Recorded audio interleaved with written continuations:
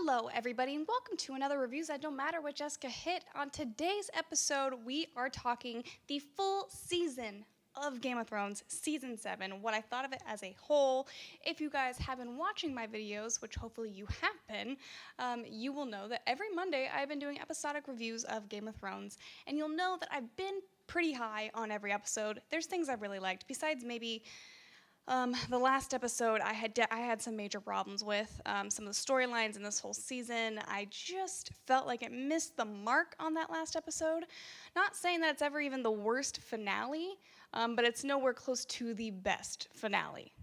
And while I enjoyed every episode individually, it didn't really feel like a full season to me. It felt like there was a lot of missing links. It felt like there were just it was a bit sloppy in some areas because of it only being 7 episodes. And I understand that Weiss and Benioff decided that they felt they only needed 13 hours to tell the rest of their story or something like that. So that's why we're getting 7 and then 6 episodes for the final season. I felt like this season could have benefited from 10 episodes, and mainly because I feel like it would have slowed it down to where people could actually digest what was happening. We could see Dany and Jon falling in love more naturally. We could see what was going on with Winterfell and a possible uprising with the Lords going after Sansa and wanting her to be the Queen of the North instead of maybe Jon, maybe seeing some politics in that realm. See Littlefinger have a better last season because he didn't really do much, and considering he was supposed to be this big death in the finale, it just kind of felt wasted. Even though I hate Littlefinger and I wanted him to die and I love the way he died, I feel like it wasn't necessarily earned this season. And also, I don't like this whole fake out that they decided to do with the Stark sisters. I thought that was honestly a bit of insulting to me because I just thought it was that bad, and they thought that either they thought that it was actually good enough to put in the show, or they just didn't care about the storyline. And I'm sorry, but Sansa is my favorite character. I feel like she has just really developed since the first season. I wanted to see Arya back to being Arya and not this no one bullshit. And you also have the opportunity to bring in Bran into this, who took this weird turn this season, even though technically the last time we saw him in season 6, he was Bran and the Three-Eyed Raven. All of a sudden, he's just the Three-Eyed Raven. And he's just he comes up for one little monologue and then decides to disappear for a while and not. There's so much that could have been explored in Winterfell that could have brought more politics to the season in general, because it was very heavy on the mystical and magical type stuff, which is fine. But I do miss the political savvy of it all. And I didn't feel like I necessarily got a lot of it. Also, the show could have taken some time to unraveling Dany's forces that she had gotten at the end of last season.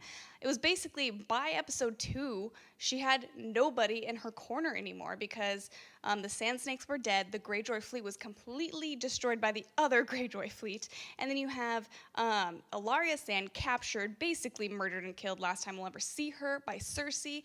You have the death of Olenna Tyrell and all of the Tyrell army dead. So those are her 3 major people. So really she just has what she originally had, which was the Unsullied and the Dothraki.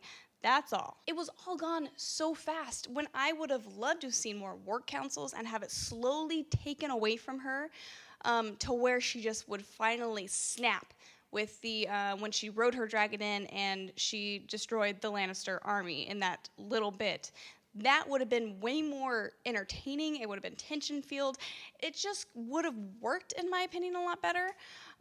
There was just things missing in between, and it's not even I really don't care that much about people teleporting and getting places super fast, because I never really enjoyed watching people be on the road for 3 episodes at a time. It got a little jarring when there was that one episode, the penultimate episode, where Davos started out Dragonstone, went to King's Landing, went back to Dragonstone, went all the way back up to the Wall in one episode. That's insane. Take 2 episodes to explore that. Is that too much to ask for? And in my opinion, that final meeting of the minds between Cersei and Tyrion and Daenerys and Jon and all these people together in the same room for the first time ever all at the same time, that should have gone on so much longer. I wanted I wanted one-on-ones with a whole bunch of different random characters, more than that I got.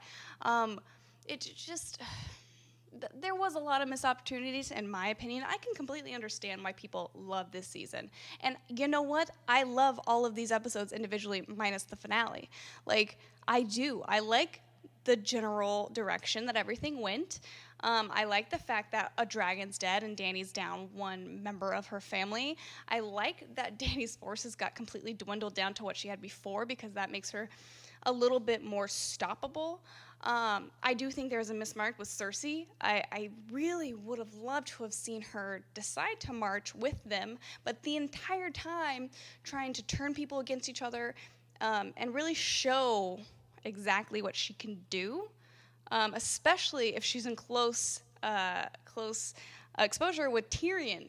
Like, that would have been so entertaining, because we're going to be getting into some pretty mystical and magical stuff. And while I love that from Game of Thrones is Game of Thrones. Literally, the title of it is about politics. And that's what I love about it. I love the politics mixed with this fantasy of dragons and all of this stuff. You know, I really like that. And I feel like we're losing a little bit of it, and it could have been saved with Winterfell, or a little bit better with what Cersei did there, instead of all this trickery that was like super easy to see through. And also, you bring back Gendry for 2 episodes, barely feature him, and then he's not seen in the last episode at all. How fun would it be to bring him to King's Landing and then be like, oh yeah, Cersei, this is the last bastard of Robert Baratheon that you never got to kill, so suck it. Like, that would have been fun. And there has been a lot of criticism of this last episode.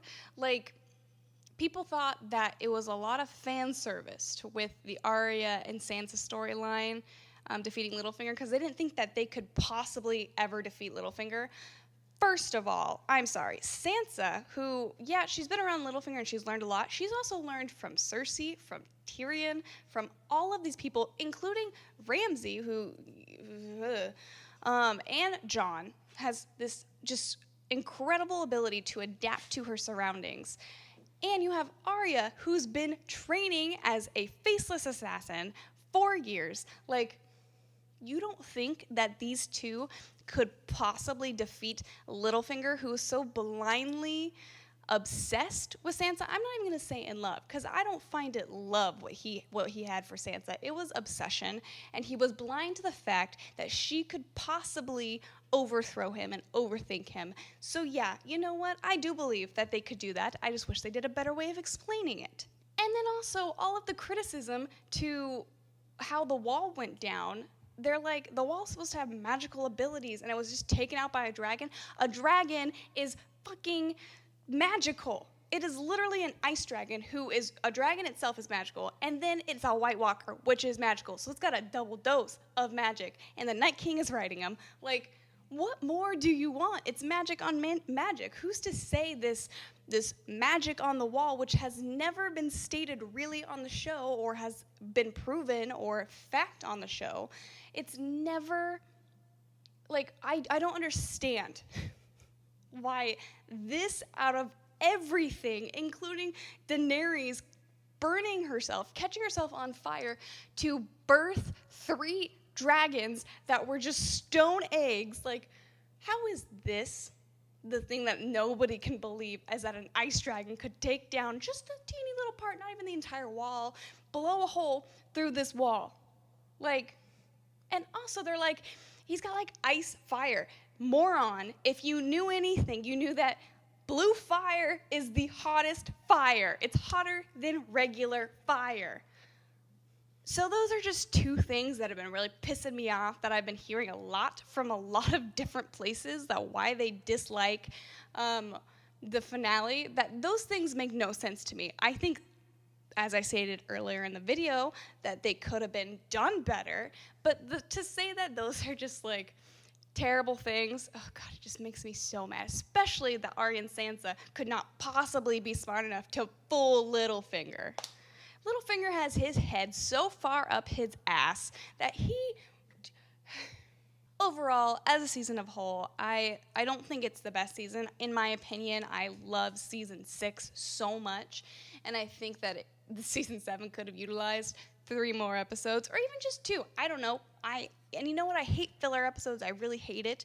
But there was a lot that should have been explained. There should have been, like, also with the whole Sam and the Gilly thing, that just felt wrong. And then Jorah getting his grayscale cured so fast felt wrong. Like, slow things down. Game of Thrones, I know you guys know how to do it. And honestly, the biggest problem with the season, like I said, is that they're not giving us any time to digest anything. And that could have utilized the 3 episodes there in between, at the end, at the beginning. I don't know, but I could have utilized it a little bit.